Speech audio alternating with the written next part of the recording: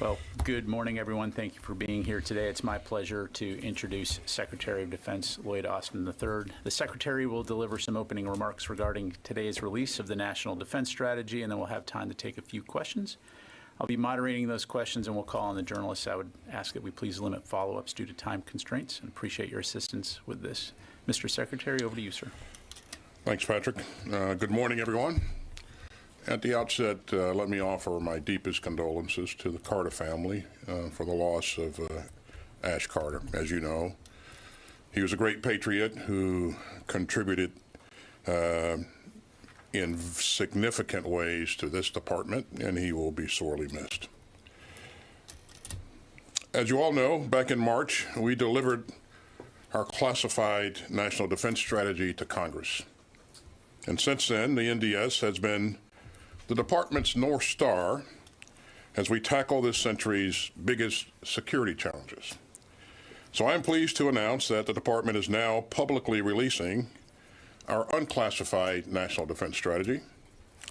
And this strategy nests beneath President Biden's National Security Strategy, which was released earlier this month. I'd like to talk for a few minutes about how the NDS has shaped our work over the past 7 months and how we continue to implement it going forward. The key theme of the NDS is the need to sustain and strengthen U.S. deterrence with the People's Republic of China as our pacing challenge. As the President's National Security Strategy notes, the PRC is the only competitor out there with both the intent to reshape the international order and increasingly the power to do so. Now, my team and I have been laser focused on this issue since day one, including the China Task Force that I stood up, which produced a range of recommendations to focus the entire department on the China challenge. At the same time, the NDS bluntly describes Russia as an acute threat. And we chose the word acute carefully. Unlike China, Russia can't systemically challenge the United States over the long term. But Russian aggression does pose an immediate and sharp threat to our interests and values. And Putin's reckless war of choice against Ukraine, the worst threat to European security since the end of World War II, has made that very clear for the whole world. Now, the NDS is also clear-eyed about other serious threats, and that includes North Korea's expanding nuclear and missile capabilities. And meanwhile, Iran is moving ahead on its nuclear program, supporting dangerous armed proxies, and even exporting drones that Russia is using to terrorize Ukrainian civilians. And we remain vigilant against the ongoing threat from global terrorist networks, as well as from climate change, pandemics, and other dangers that don't respect borders. So the NDS charges us to defend the U.S. homeland, to deter strategic attacks against the United States and our allies and partners, to prepare to prevail in conflict when necessary, and to build a resilient joint force and defense ecosystem. So we've moved out under the NDS in 3 main ways: forging integrated deterrence, campaigning, and building enduring advantages. These 3 avenues inform all of our operations, activities, and investments. We're strengthening a 21st century combat-credible U.S. military that will deter aggression that threatens the interests of the United States or our allies and partners. And that means a military ready to tackle the full range of threats out there, harnessing the American spirit of innovation to meet the complexities of today's world. And first, we're seamlessly integrating our deterrence efforts to make a basic truth crystal clear to any potential foe. And that truth is that the cost of aggression against the United States or our allies and partners far outweigh any conceivable gains. So we're aligning the department's operations, activities, and investments across all theaters, across the full spectrum of conflict, and across all domains, especially in space and cyberspace. In space, we're working to field resilient satellite constellations to dissuade any adversary from testing our will and to ensure that we will prevail if they try. In the cyber realm, we're boosting our resilience and enhancing our capabilities to conduct military operations. And meanwhile, our nuclear capabilities remain the ultimate backstop for our strategic deterrence. And that's why we're fully committed to modernizing all three legs of our nuclear triad. Now, let me note here that this is the first time in the department's history that we conducted all of our major strategic reviews together.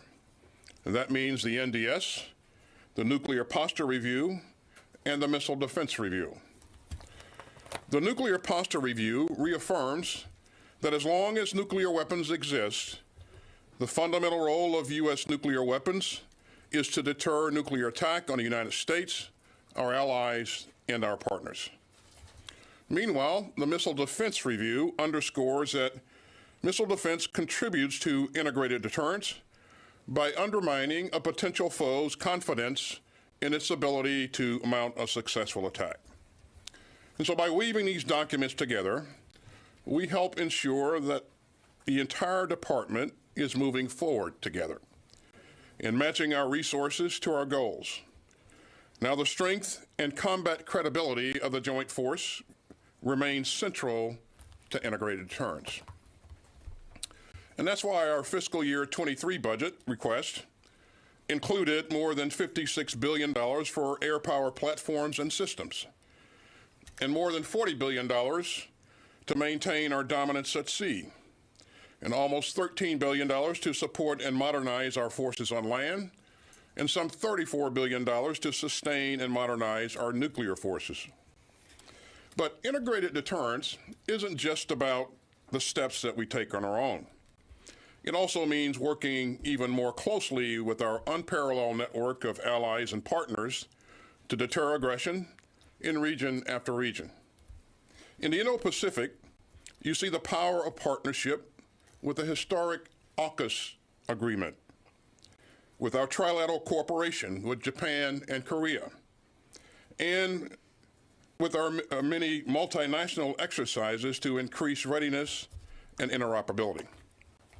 In Europe, you see it with a united and resolute NATO, and with the extraordinary coordination of some 50 members of the Ukraine Defense Contact Group that we created to stand up for Ukraine's self-defense.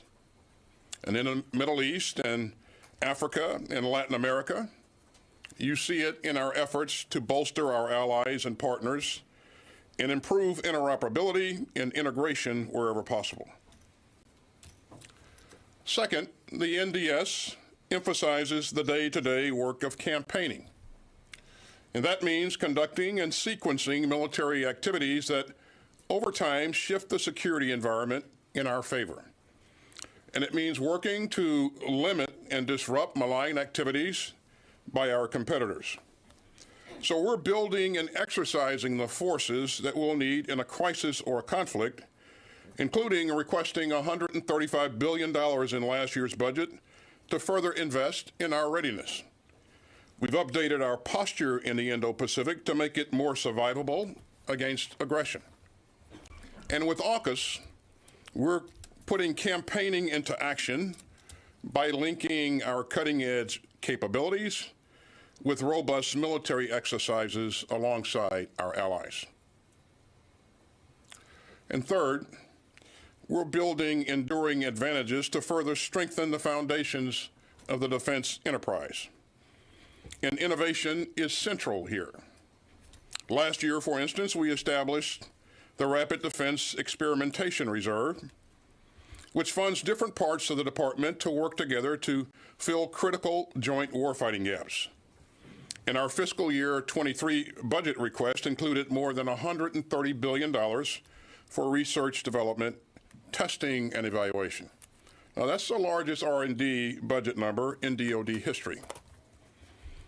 We're also working in new ways with our industry partners, including by strengthening our supply chains in our defense industrial base. The department is also tackling the dangers of climate change, including ensuring that our military can continue to operate superbly in hotter and harsher environments. And above all, the NDS demands even deeper investments in our people. They will always be this department's most valuable resource and the bedrock of American security. And that's why the President's budget includes a 4.6% pay raise for service members starting January 1st, 2023. And that's why I've recently directed the department to ease the strains that can come along with service. And that includes making it easier to secure housing and to move to new duty stations, to get superb child care, and to help military spouses advance their own exceptional careers. You know, our outstanding service members and their families do everything that we ask of them and more. Doing right by them is a national security imperative, and it's a sacred trust. So we're looking forward to working with Congress to secure on-time appropriations, to finalize this year's National Defense Authorization Act, and to continue to implement this strategy. And as the President has said, we will not leave our future vulnerable to the whims of those who do not share our vision for a world that is free, open, prosperous, and secure. And we're confident that we've got the right defense strategy to tackle the challenges ahead and to defend the American people and to strengthen our outstanding all-volunteer force and to safeguard the democratic values that are the soul of America. Thank you, and I'll be glad to take a couple of questions. Thank you, Mr. Secretary. Go ahead and start with Associated Press. Tara? Mr. Secretary, as Russia's invasion of Ukraine continues and it sustains continued conventional losses, are you becoming more concerned that it might be likelier to resort to a tactical nuclear weapon, as Putin has suggested? And secondly, how can the U.S. in kind of this new security construct prevent nuclear conflict from escalating, prevent Russia from using a tactical nuclear weapon, while, as your own strategy said, also possibly deter China from its own nuclear ambitions? So are we concerned about escalation? We are certainly concerned about escalation. We have been so from the very beginning of this conflict. And that's why we believe that it's important to communicate with our allies and partners and also with our adversaries. And as long as we have the channels of communication open and we're able to communicate, what's important to us, then I think we have an opportunity to manage escalation. So that concern's been there from the very beginning, and will remain cited on this going forward. But does the introduction of potentially using a tactical nuke enter a new era of nuclear deterrence? Well, I mean, it would be the first time that a nuclear weapon has been used in over 70 years, so that certainly has the potential of changing things in the international community. So this is the thing that I think if this happened, we have been very clear from the very beginning that you would see a very significant response from the international community. So this is important to the world, and again, we remain focused on making sure that we're going to do everything that we can help Ukraine to defend its sovereign territory, and we're going to continue to communicate that any type of use of a weapon of that sort, or even the talk of the use of a weapon of that sort, is dangerous and irresponsible. So, okay. Let's go ahead and go to Jen Griffin. Secretary Austin, Vladimir Putin again said today that Ukraine is planning to use a dirty bomb. Is Putin bluffing? And how does scrapping one of the few tactical nukes that was in development here in the Pentagon deter Putin right now? We have not seen anything to indicate that Putin has made a decision to use a dirty bomb, nor have we seen any indications that that the Ukrainians are planning such a thing. The Ukrainians have, in fact, their leadership have indicated to us that that's not in their plans. So, you know, again, we've seen no indications of that. It's important to make sure that we're talking to adversaries and allies alike, and making sure that we're tamping down dangerous talk and making sure that we maintain lines of communication. So, open. Scrapping the tactical nuke, the sea-based launch missile. Why do that now? Isn't that sending a dangerous message when you're trying to deter Putin and China? Jen, as you know, we have our inventory of nuclear weapons is significant. And so we determined, as we looked at our inventory, that you know, we did not need that capability. We have a lot of capability in our nuclear inventory. And I don't think this sends any message to Putin. He understands what our capability is. And so, you know, we'll continue to move forward. Let's go ahead and go to Tom Bowman, NPR. Mr. Secretary, you've said repeatedly, and others in the administration have, and also in NATO, that it's up to Ukraine to determine how the war ends. It's their country. Now, President Zelensky and other Ukrainian officials have said they aim to push all the Russians out of Ukraine, not only in the east and the south, but Crimea as well. Now, you talk to Ukrainian officials repeatedly. You're an expert on ground warfare as a retired four-star. Is it realistic to think that Ukraine can push all Russian soldiers out of the entire country, including Crimea? Well, Tom, that's when you think about where Ukraine is today. There are not many people in the world who thought that they would be in this place because they, you know, if you look at the capability that Russia has, you know, arrayed against initially what the Ukrainians had, most people thought it was not possible to be where we are today. So, in terms of speculating on what the Ukrainians are capable of, I think, you know, I wouldn't want to speculate on that. I think they have exceeded most people's expectations, and they've done that because we in the international community have really worked hard and been moved very quickly to provide them with the capability that they need to defend their sovereign territory, and they have employed it very, very well. In terms of their objectives, Tom, again, Ukrainians must outline their objectives. We won't do that for them. And again, they are fighting for the defense, fighting to defend their sovereign territory, and we're going to continue to support them for as long as it takes. Yeah, but again, we keep asking you this. The long-range missile systems, the ATACMS, they still want those. You're unwilling to give them those. Will that change now that Russia is basically taking out their entire grid system?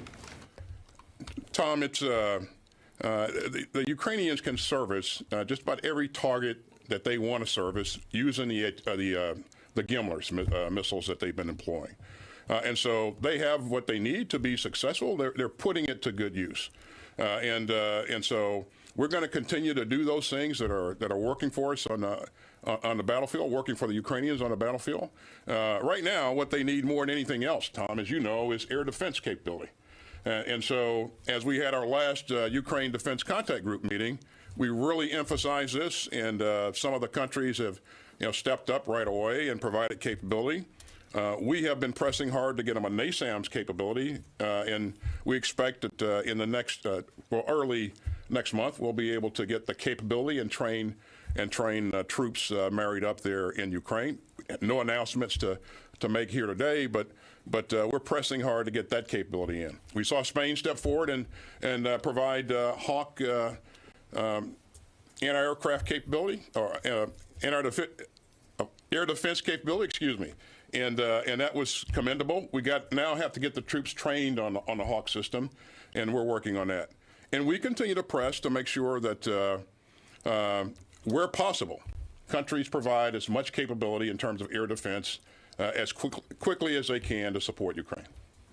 Okay, we go to Megan, Military Times. What changes does this NDS call for in terms of force structure, either manpower levels overall or where they're postured around the world, where troops need to be around the world, whether that's increasing or stabilizing this 100,000 number in Europe, something like that? And what are your concerns about the recruiting environment and being able to meet those needs going forward? I'm confident that we'll have the force, Megan, to execute our strategy. And in terms of our force posture, we went through a force posture review very early on. There are incremental adjustments from time to time to that force posture laydown that we provided. And again, we have the ability to rapidly deploy capability to Europe, and you saw that exercise at the very beginning of this conflict as we deployed forces from heavy forces, armored forces from the United States to Europe very, very quickly. We could do that because of the things that we'd done with the European Defense Initiative, and we established pre-position equipment sites that troops could fall in on very quickly. And so those things have worked out very, very well for us. We're confident that we have the force to be able to execute our strategy. And in terms of recruiting, we continue to focus on this issue. This is a priority for me. It's also a priority for all of our service leaders. And so we continue to invest in those things that that will allow us to recruit the best talent that's out there to man this incredible force. So, got time for about one more. Go to Eric Schmidt, New York Times. Mr. Secretary, you said that if Vladimir Putin used a tactical weapon, nuclear weapon, there would be a very significant response from the international community. In your professional opinion, would a military response by the United States be a prudent action, or would that only continue to climb up this ladder of escalation? Well, Eric, I won't get into any potential responses here. I'm the guy that makes the recommendation to my boss on what we should do and how we should do it. And so I'll make sure that that he has credible responses that are actually effective in terms of what we want to do, and as we always have. And so I'll just leave it at that. Ladies and gentlemen, that's all the time we have available for us today. Secretary Austin, thank you very much, sir. Thank you. Well, one just on the Russia strategic nuclear exercise. Is there any concern that that could be a cover for a strike, a nuclear strike inside Ukraine? Are you confident that that's not what this is? It's something we continue to watch, and we haven't seen anything that cause us to believe at this point that that is some kind of cover activity. Thank you. Thanks, everybody.